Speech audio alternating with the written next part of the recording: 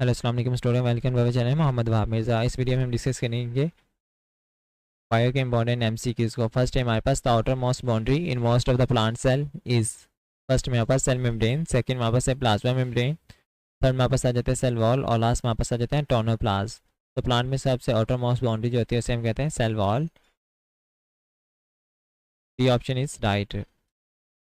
Tonoplast हम कहते हैं वैक्यूल की जो आउटर मोस्ट बाउंड्री होती है उसे हम कहते हैं टोनोप्लास्ट। नेक्स्ट सेकंड एमसीक्यूज हमारे पास आ जाता है the nuclei of both plant and animal cell contain one or more dense body known as a nuclei. Which one of the following correctly describe the function of nuclei? First हमारे पास आ जाता है formation of new DNA molecule, second हमारे पास आ जाता है organization of spindle during nuclear division, third हमारे पास आ जाता है replication of mitochondria following the nuclear division और last हमारे पास आ जाएगा formation of ribosomes. तो न्यूक्लियाई जो होता है इसका फंक्शन बेसिक हमारे पास होता है formation of ribosome. D option is right. Third MCQs हमारे पास आ जाता है what is the function of smooth endoplasmic reticulum in eukaryotic cell. First हमारे पास आ जाता है एरोबिक रिस्पायरेशन, सेकंड हमारे पास आ जाता है इंट्रासेलुलर डाइजेशन, थर्ड हमारे पास आ जाता है सिंथेसिस ऑफ स्टीरॉयड और लास्ट है हमारे पास synthesis and transport of protein. तो स्मूथ एंडोप्लाज्मिक रेटिकुलम का जो फंक्शन होता है वो हमारे पास होता है synthesis of lipid and synthesis of steroid, जबकि एरोबिक रिस्पायरेशन जो होता है ये हमारे पास काम होता है माइटोकॉन्ड्रिया का, इसलिए सही है ये ऑप्शन है हमारे पास थर्ड का सी।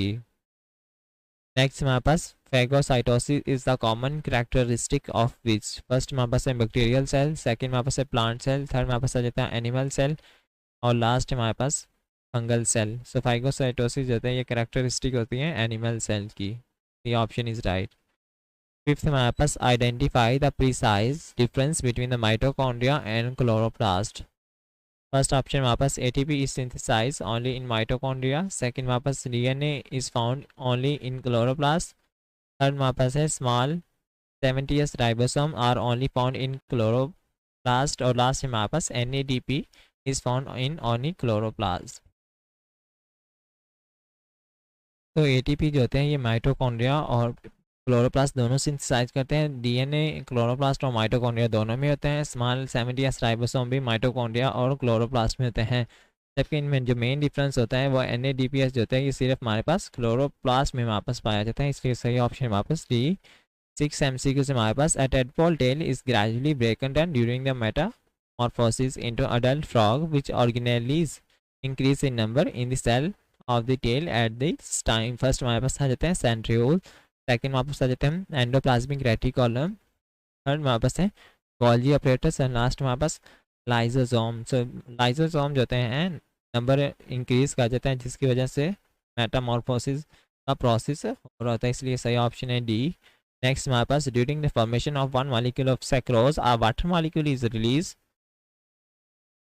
which take its hydroxyl group from first हमारे पास माल्टोज, सेकंड हमारे पास है गैलाटोज, थर्ड हमारे पास आ जाता है फ्रैक्टोज और लास्ट हमारे पास ग्लूकोज। तो जब भी हमारे पास सैक्रोज की फॉर्मेशन होती है तो हाइड्रोक्सल जो होता है वो हमारे पास रिलीज होगा ग्लूकोज से। D option is right. Next हमारे पास आ जाते हैं विच bond is the potential source of chemical energy for cellular activities. First हमारे पास आ जाता है सी एन, सेकेंड हमारे पास आ जाते हैं सी ओ, थर्ड हमारे पास आ जाते हैं कार्बन हाइड्रोजन और लास्ट में हमारे पास आ जाते हैं हाइड्रोजन एंड ऑक्सीजन। तो potential source of chemical energy for cellular activities जो होता है बॉन्ड वो हमारे पास आते हैं carbon and hydrogen. C option is right. जबकि सी एन जो होता है ये हमारे पास प्रोटीन में पाया जाता है साइनाइड में, और सी ओ जो होता है ये हमारे पास कार्बोहाइड्रेट्स में होते हैं। नाइन्थ एमसीक्यू से हमारे पास the final structure of the single beta chain of haemoglobin is. First हमारे पास आ जाते हैं प्राइमरी, सेकंड हमारे पास आ जाता है क्वार्टनरी, थर्ड हमारे पास आ जाता है टर्शरी और लास्ट में हमारे पास आ जाता है सेकेंडरी। तो फाइनल स्ट्रक्चर जो होता है अगर हमारे पास चेन सिंगल होगी तो वो हमारे पास टर्शरी होगी, अगर एक से ज़्यादा होगी चेन तो उसे हम कहेंगे क्वार्टरनी, इसलिए यहाँ सिंगल चेन है तो सही ऑप्शन होगा टर्शरी। नेक्स्ट हमारे पास आ जाता है myosin tail is a type of protein. First हमारे पास इंटरमीडिएट, सेकंड हमारे पास सिंपल, थर्ड हमारे पास आ जाते हैं ग्लोबल और लास्ट में हमारे पास है फाइब्रस। तो मायोसिन जो होता है ये is a type of fibrous protein. D option is right. Next हमारे पास आ जाते हैं which one of the following pyrimidine base is absent in DNA. First हमारे पास है यूरासिल, सेकंड हमारे पास है थायामीन, थर्ड हमारे पास आ जाते हैं साइटोसिन और लास्ट हमारे पास आ जाते हैं एडिनिन। तो डीएनए में हमारे पास जो होते हैं यूरासिल एब्सेंट होते हैं, यूरासिल जो होते हैं आरएनए में पाई जाती हैं। नेक्स्ट हमारे पास आ जाते हैं it is unifying feature of all the cofactor use by the various enzyme in cell. First हमारे पास आ जाते हैं ऑर्गेनिक इन नेचर, सेकंड हमारे पास आ जाते हैं इनऑर्गेनिक इन नेचर, थर्ड हमारे पास आ जाता है प्रोटीन और लास्ट हमारे पास आ जाते हैं नॉन प्रोटीन। तो जितने भी को फैक्टर होते हैं वो हमारे पास नॉन प्रोटीन इन नेचर होते हैं। नेक्स्ट हमारे पास आ जाता है at freezing point the enzyme of human body may be first iodized, second हमारे पास denatured, थर्ड हमारे पास आ जाता है saturated और लास्ट हमारे पास आ जाते हैं inactive। तो फ्रीजिंग पॉइंट पर जाते हैं एंजाइम जो होते हैं वो इनएक्टिवेट हो जाते हैं, लेकिन अगर टेम्परेचर हम बहुत ज़्यादा बढ़ा दें तो फिर वहाँ डीनेचर कर जाते हैं, लेकिन फ्रीजिंग पॉइंट पे एंजाइम इनएक्टिवेट हो जाते हैं। D option is right. Next वहाँ पास आ जाते हैं the first step of non cyclic photophosphorylation is first हमारे पास इलेक्ट्रॉन ट्रांसफर चेन, सेकंड हमारे पास आ जाते हैं फोटोलाइसिस, थर्ड हमारे पास आ जाते हैं फोटो एक्साइटेशन ऑफ इलेक्ट्रॉन और नेक्स्ट हमारे पास NADPH फॉर्मेशन। तो नॉन साइक्लिक फोटोफॉस्फोरिलेशन में हमारे पास फर्स्ट स्टेप क्या होता है, फोटो एक्साइटेशन जो होते हैं ऑफ इलेक्ट्रॉन्स हो रही होती हैं। सेकेंड स्टेप में हमारे पास फोटोलाइसिस होगी।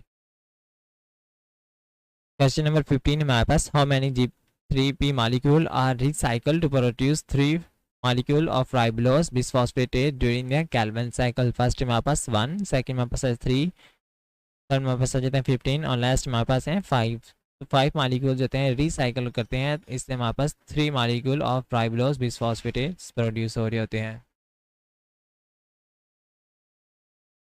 नेक्स्ट हमारे पास आ जाते हैं 16 the end product of preparatory phase of glycolysis during the cellular respiration in human cell will be. First हमारे पास लैक्टिक एसिड, सेकंड हमारे पास आ जाते हैं अल्कोहल, थर्ड हमारे पास आ जाते हैं पाइरोवेट एंड लास्ट हमारे पास G3P। तो फाइनल प्रोडक्ट जो होता है वो हमारे पास होता है सेलुलर रेस्पिरेशन इन ह्यूमन में, वो हमारे पास होते हैं G3P। नेक्स्ट हमारे पास आ जाते हैं in respiratory chain FADH2 causes the reduction of. First हमारे पास कोएंजाइम Q, सेकंड हमारे पास आ जाते हैं साइटोक्रोम C, फिर हमारे पास आ जाते हैं साइटोक्रोम A एंड लास्ट हमारे पास आ जाते हैं साइटोक्रोम B। तो रिस्पायरेटरी चेन में FADH2 की जो रिडक्शन हो रही होती है वो हमारे पास हो रही होती है कोएंजाइम Q। नेक्स्ट हमारे पास आ जाते हैं these compound commonly found in both mitochondria and chloroplast। First है रुबिस्को, सेकंड हमारे पास आ जाते हैं साइटोक्रोम, थर्ड हमारे पास आ जाते हैं क्लोरोफिल जो कि क्लोरोप्लास्ट में होगा और NADPH रिडक्टेज। साइटोक्रोम जो होते हैं ये हमारे पास माइटोकॉन्ड्रिया क्लोरोप्लास्ट दोनों में पाए जाते हैं। ऐसे स्टूडेंट जो कि अपने यूनिवर्सिटी के टेस्ट की प्रिपरेशन करना चाहते हैं वो हमारी वेबसाइट www.meetdummy.com से अपने टेस्ट की प्रिपरेशन कर सकते हैं। थैंक यू, अल्लाह हाफिज़।